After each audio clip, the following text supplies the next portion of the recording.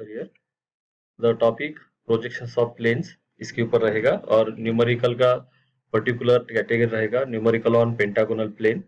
So let's see the first of all the numerical statement यहाँ पे दिया है। जो regular pentagonal of side 30 mm is having its surface inclined at 45 degree to HP and perpendicular to VP. Draw its projections when it is resting on one of the side on HP. This is the numerical. अभी इस numerical को जब हम solve करते हैं तो सबसे पहले हमें उसका जो गिवन डेटा है वो लिखना इंपॉर्टेंट रहेगा, जो कि थोड़ा सिंपल वे से हम उसको गिवन न्यूमेरिकल को रिप्रेजेंट करते हैं। लाइकवाइज जो इसका आंसर रहेगा गिवन डेटा से स्टार्ट होगा। जो सबसे पहले हमें जो दिया है जो पर्टिकुलर ऑब्जेक्ट जो कि रेगुलर पेंटागन है, जो यहाँ पे हमें मेंशन करना है pentagonal plane is given. Then उसके डायमेंशंस हमें दिए, जैसे कि उसका साइड जो 30 mm दिया है।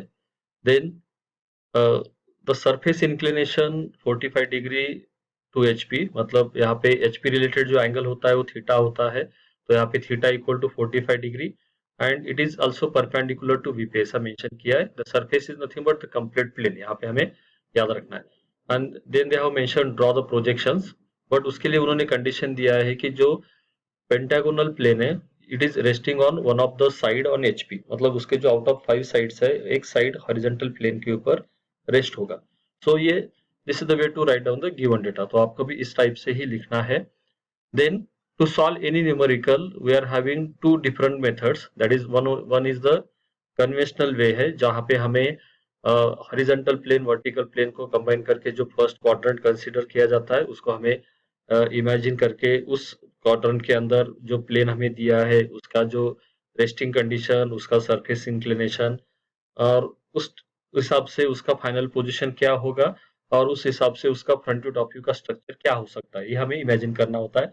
ये हो गया conventional method to draw the projections. Means उसको हमें फ्रंट व्यू से कैसे दिखेगा, टॉप व्यू से कैसे दिखेगा वो इमेजिन करके ड्रॉ करना होता है। नाउ इस वीडियो के अंदर हम जो मेथड लर्न करने वाले हैं या यूज करने वाले हैं that is called as a shortcut method. तो थोड़ा सा यहाँ पे जो गिवन डेटा का कंटेंट है उसको ही हमें यूज करके इस न्यूमेरिकल को शॉर्टकट में कैसे सॉल्व करना है, कैसे उसको याद रखना है, उसके बारे में हम डिस्कस करेंगे। तो सबसे पहले प्रोसेस जो है उसको हम डिस्कस करेंगे। तो यहाँ पे हमें जो न्यूमेरिकल सॉल्व करना है with reference to reference line X Y. तो ये जो न्यूमेरिकल है एक एंगल दिया है और दूसरा परपेंडिकुलर कंडीशन दिया है, तो यहाँ पे बनेगा ये न्यूमेरिकल 2 स्टेज का। तो हमें यहाँ पे मेंशन करना है 2 stages are required at the top, आप यहाँ से लिख सकते हो। देन जो एंगल हमें दिया है, जो थीटा दिया यहाँ पे से रिलेटेड, वो हमें मेंशन करना है कि उसका यूज होगा सेकंड स्टेज में थीटा या थीटा इक्वल टू 45 हम ऐसा लिख सकते हैं। देन जो थीटा यूज होता है रिप्रेजेंट होता है it is always above the reference line, means it is in the front view, it will B gate reflected. तो हमें जस्ट यहाँ पे इमेजिन करना है या रेफर करना है कि थीटा एक्स वाई लाइन के ऊपर यहाँ पे ऐसा रिप्रेजेंट होगा हैविंग पर्टिकुलर 45 डिग्री इंक्लिनेशन। तो जनरली ये जो डायग्राम होता है ये होता है अपना थर्ड डायग्राम, बिकॉज हमें ये न्यूमेरिकल 4 डायग्राम ड्रॉ करके सॉल्व करना है। तो ये हो गया थर्ड डायग्राम।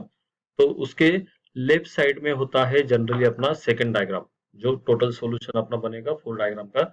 और 2 के opposite by crossing the reference line वहां पे होगा अपना फर्स्ट डायग्राम, और the fourth diagram will be below the third diagram. Means यहाँ पे जो सीक्वेंस क्रिएट होगा ये सीक्वेंस होगा क्लॉकवाइज डायरेक्शन से, below the X Y line से हमें स्टार्ट करना है और क्लॉकवाइज डायरेक्शन से उसको कंप्लीट करना है। ओके, तो ये हो गया उसका सीक्वेंस, मतलब कहाँ से स्टार्ट करना है, कहाँ पे सेकंड डायग्राम, कहाँ पे एंगल यूज होगा और कहाँ पे लास्ट या फाइनल डायग्राम क्रिएट होगा।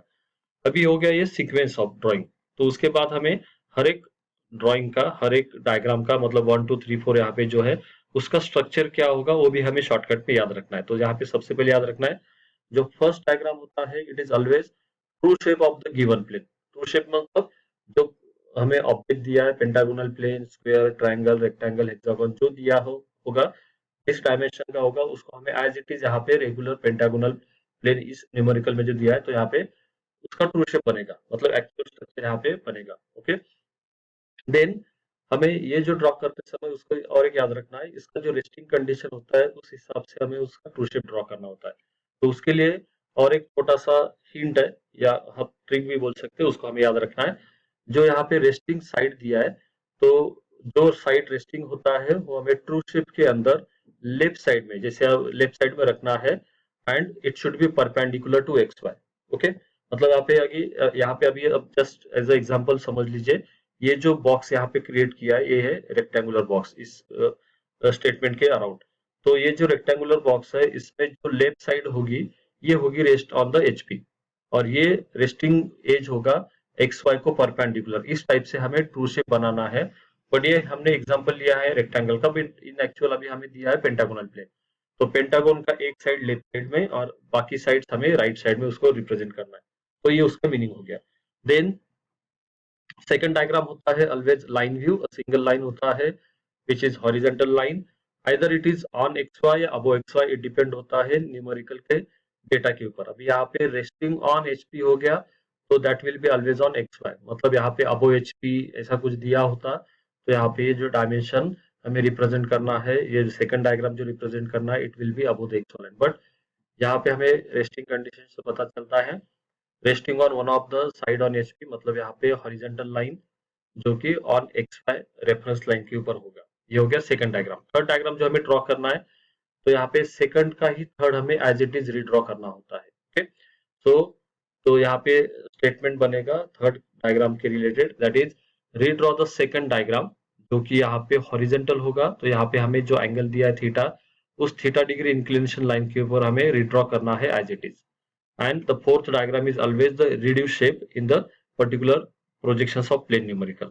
तो ये हो गया अपना total procedure to solve this numerical. मतलब हमें कहाँ से स्टार्ट करना, ये हो गया सीक्वेंस डिसाइड करना, और दूसरा होता है कि कौन से डायग्राम का स्ट्रक्चर क्या होगा। तो हमें ये थोड़ा सा हेल्प करता है to understand the numerical and to draw it on the proper way. Okay, तो ये हो गया उसका जस्ट बेसिक डिस्कशन या जनरल प्रोसीजर डिस्कशन। तो इन एक्चुअल अभी इसको जो हमें सॉल्व करना है, तो once again you can remember resting on one of the edge on HP, यहाँ पे जो दिया है, तो हमें उस एज को ट्रू शेप के अंदर keep resting side on left and perpendicular to X Y, ये हमें याद रखना है। अगर यहाँ पे कुछ अलग कंडीशन होता तो उस हिसाब से अभी अपकमिंग वीडियोस के अंदर हम उसके रिलेटेड डेटा कंसिडर करके उसका प्रोसीजर लर्न करेंगे। तो यहाँ पे रेस्टिंग ऑन साइड दिया है, हमें क्या करना है, सबसे पहले रेफरेंस लाइन ड्रॉ करना है एक्स वाई, उसको कैपिटल लेटर से मेंशन करना है। और अपना सीक्वेंस जो था, first diagram below the X Y line, second diagram above the X Y line या on X Y line, third diagram redraw which is also on above the X Y line, और fourth diagram यहाँ पे था। तो ये अपना clockwise sequence है, आपको उसको ध्यान रखना है। तो सबसे पहले कितने स्टेजेस लगेंगे ये हमें मेंशन करना है। एट द टॉप 2 स्टेजेस लगेंगे। सेकंड स्टेज में हमें एंगल यूज करना है जो थीटा दिया है 45 डिग्री। तो इस उस हिसाब से अपना सीक्वेंस भी फाइनल हो चुका है। तो यहाँ पे फर्स्ट डायग्राम बनेगा जो हमें पेंटागोनल प्लेन दिया है एंड रेस्टिंग कंडीशन भी दिया है, resting on one of the side on HP. तो हमें ये जो ट्रू शेप ड्रॉ करना है ऑफ 30 mm साइड, तो उसके अंदर एक साइड हमें वर्टिकल रिप्रेजेंट करना है, और उस ट्रू शेप के अंदर वो वर्टिकल साइड लेफ्ट में होना चाहिए, और that vertical side should be perpendicular to X Y, हमें ध्यान देना है। तो ये हो गया अपना रेगुलर पेंटागोनल प्लेन 30-30 के 5 साइड्स। तो जब ये हम रिप्रेजेंट करेंगे तो हमें उसकी डायमेंशन भी मेंशन करना है। इट इज समवॉट थोड़ा सा जो अपना एक्चुअल स्ट्रक्चर है उससे दूर, by drawing the extension line, और उसके अंदर हमें इस तरीके से by using align method of dimension हमें उसका मेजरमेंट भी मेंशन करना है। ओके, तो ये हो गया 30 mm measurement. And after drawing इसका फर्स्ट डायग्राम ड्रॉ करने के बाद हमें ऑलवेज नेमिंग करना है। तो यहाँ पे मैं फॉलो कर रहा हूँ, जो कि नेमिंग करना है हमें लेफ्ट साइड से स्टार्ट करके एंटी क्लॉकवाइज डायरेक्शन से नेमिंग करना है। तो ये हो गए उसके naming, and it should be in small letter. Okay, तो यहाँ पे स्मॉल अल्फाबेट्स में यूज करना है, स्मॉल लेटर्स यूज करना है। तो ए बी सी डी ये हो गया एंटी क्लॉकवाइज डायरेक्शन से 5 कॉर्नर पॉइंट 5 नेमिंग।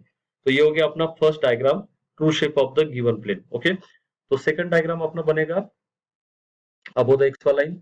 ओके, और या ऑन एक्स वाला लाइन, ये रेस्टिंग कंडीशन के ऊपर है।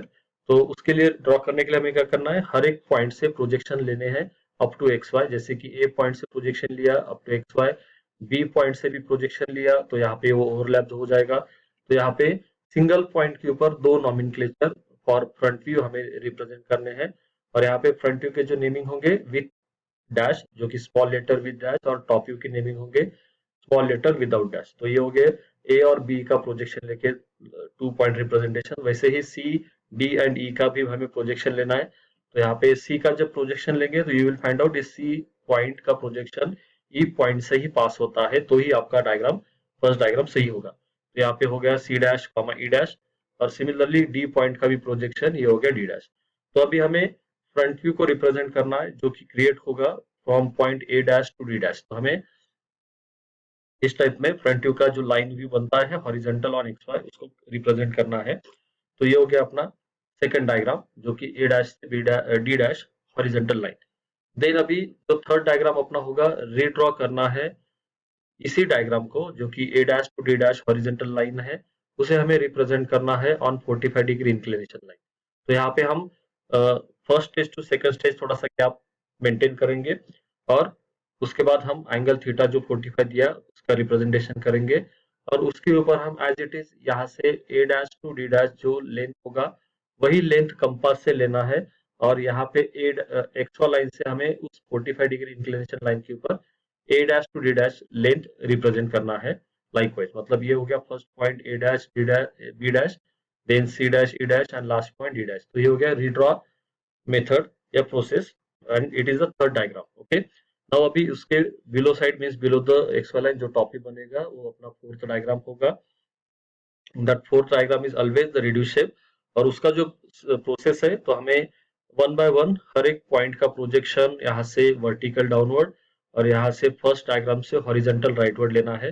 लुक एट हियर, तो यहाँ पे मैं अगर फर्स्ट पॉइंट का प्रोजेक्शन लूंगा ए डैश का वर्टिकल डाउनवर्ड, सिमिलरली यहाँ फर्स्ट डायग्राम से ए से हॉरिजॉन्टल, जहां पे दोनों लाइंस का प्रोजेक्शन लाइन का इंटरसेक्शन होगा that is the first point A1। Okay, तो यहाँ पे हम नेमिंग चेंज करेंगे बिकॉज यहाँ पे पेंटागोनल प्लेन का स्ट्रक्चर ट्रू शेप नहीं रहेगा, वहां पे रिड्यूस शेप हो जाता है, तो वहां पे हम नेमिंग चेंज करेंगे सो दैट कि हम थोड़ा सा डिफरेंस मेंटेन कर सके दो स्ट्रक्चर के बीच में। सिमिलरली अभी हमें जो 5 पॉइंट है पेंटागन के, पांचों पॉइंट को यहाँ पे रिप्रेजेंट करना है। तो बी डैश पॉइंट से ऑलरेडी सेम प्रोजेक्शन है, तो यहाँ पे बी का पोजिशन अलग है, तो यहाँ से बी से हॉरिजॉन्टल, और वो हो गया अपना B1 point. Similarly C dash से वर्टिकल डाउन, सी से हॉरिजॉन्टल राइट, और यहाँ पे बन गया C1। Similarly D dash vertical downward, D horizontal right, और उसका इंटरसेक्शन पॉइंट हो गया D1। सिमिलरली ई डैश का ऑलरेडी है, ई से हॉरिजॉन्टल वो हो गया E1 पॉइंट। और ये अपना पॉलीगोनल स्ट्रक्चर है पेंटागोनल प्लेन, उसके एजेस से स्ट्रेट लाइंस, तो यहाँ पे भी हमें A1 to B1, B to C1, C1 to D1, D1 to E1, इसको भी हमें स्ट्रेट लाइन से ज्वाइन करना है like this. First A1 to B1, B1 to C1, C1 to D1, D1 to E1, E1 to A1। तो ये हो गया अपना फोर्थ डायग्राम जो कि रिड्यूस शेप होगा। So this is the complete solution for this pentagonal plane, जो कि उसके अंदर कंडीशन दिया था resting on edge on the HP. तो ये कहाँ रिफ्लेक्ट होता है, ये जो रिफ्लेक्ट होता है ये होता है अपना इस एंगल जहाँ पे रिप्रेजेंट किया गया उस डायग्राम के अंदर, वहां पे रेस्टिंग ऑन एचपी मतलब वो साइड ऑन एक्स वाला लाइन प्रेजेंट होना चाहिए, रिमेनिंग चारों साइड अबो द एक्स वाला लाइन होनी चाहिए। तो यहाँ पे देखिए ए डैश टू बी डैश, ये 2 पॉइंट कनेक्ट करने के बाद एक एज क्रिएट होता है जो कि एक्स वाला लाइन को ही टच कर रहा है, बाकी के एजेस जैसे B to C, C to D, D to E और ई टू ये जो बाकी के चार साइड्स है ये अबो द एक्स वाला लाइन है। तो ये हो गया अपना numerical as per the given condition. तो मुझे लगता है ये प्रोसीजर आपको समझ में आ चुका होगा। सो thank you so much for watching the video, and please ये जो प्रोसेस है आप हर एक न्यूमेरिकल के लिए अप्लाई कर सकते हो। Please understand the way of drawing. जो थीटा दिया होगा तो क्लॉकवाइज डायरेक्शन से आपको कंप्लीट करना है, कहाँ से स्टार्ट करना है कहाँ पे एंड करना है वो आपको प्रॉपरली अंडरस्टैंड करना है। एंड एट द लास्ट आप डायग्राम को ड्रॉ करोगे एक्चुअल में, don't forget to mention the dimensions. Okay, so thank you so much for watching the video.